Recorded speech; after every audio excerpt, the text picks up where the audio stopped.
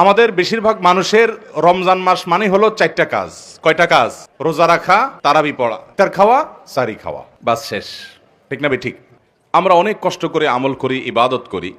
অনেক সময় আমাদের কিছু ত্রুটির কারণে, আমাদের কিছু বিচ্যুতির কারণে, কিছু ভুলের কারণে আমাদের কষ্ট করা আমলগুলো বরবাদ হয়ে যায়, নষ্ট হয়ে যায়, সেগুলো আল্লাহর কাছে কবুল হয় না। আমরা অনেকেই আছি যে আমাদের অনেক আমল ইবাদত বন্দেগী করি, যার একটাও আল্লাহর কাছে কবুল হয় না।